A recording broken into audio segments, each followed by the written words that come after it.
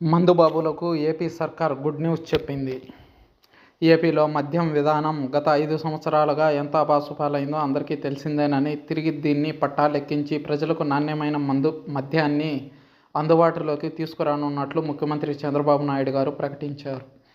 రాష్ట్రంలో పేదలు తాగే టాప్ 5 బ్రాండ్లను గత ప్రభుత్వం తరిమేసిందని, boom boom, power star, presidential medal, ఇతర పేర్లతో రకరకాల బ్రాండ్లు తీసుకువచ్చారని, మద్యం పాలసీ అత్యుత్తమంగా ఉండేలా రూపొందించబోతున్నామని, మద్యం ధరలను సమీక్షించి అందుబాటు ధరల్లో పేదలకు నాణ్యమైన మద్యం అందుబాటులోకి తీసుకువస్తామన్నారు.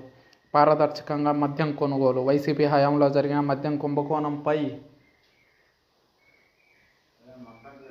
చంద్రబాబు శ్వేతపత్రాన్ని విడుదల చేశారు. రాష్ట్రంలోని అబ్కారీ శాఖను పునర్వ్యవస్థీకరిస్తామని, వారిపై పర్యవేక్షణకు ఒక విభాగాన్ని ఏర్పాటు చేయబోతున్నట్లు వెల్లడించారు.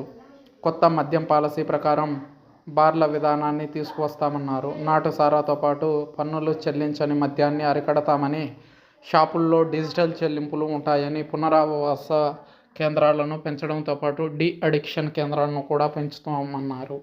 ప్రభుత్వం తరపున మద్యాన్ని కొనుగోలు చేసేందుకు పారదర్శక విధానాన్ని అమలు చేస్తామని చంద్రబాబు ప్రకటించారు.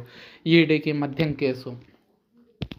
మద్యం షాపుల్లో విక్రయం ద్వారా వచ్చిన సొమ్మును తర్వాత రోజు బ్యాంకుల్లో ఖచ్చితంగా డిపాజిట్ చేయాలని, కానీ అలా డిపాజిట్ చేసేందుకు 4 రోజుల సమయం తీసుకున్నారన్నారు. ఇంత గ్యాప్లో కొందరు జోబుల్లోకి సొమ్ములు వెళ్లాయని, ఇలా వేల కోట్ల రూపాయల దోపిడీలు జరిగాయని, ఢిల్లీ మద్యం కుంభకోణంతో పోలిస్తే ఏపీలో జరిగిన మద్యం కుంభకోణం అతిపెద్దదని, బ్రూవరీలు, డిస్టిలరీల్లో తయారైన మద్యాన్ని నేరుగా షాపులకు పంపించారన్నారు. వీటి ద్వారా వచ్చిన డబ్బును దారి మళ్లించడం జరిగిందని చంద్రబాబు వివరించారు.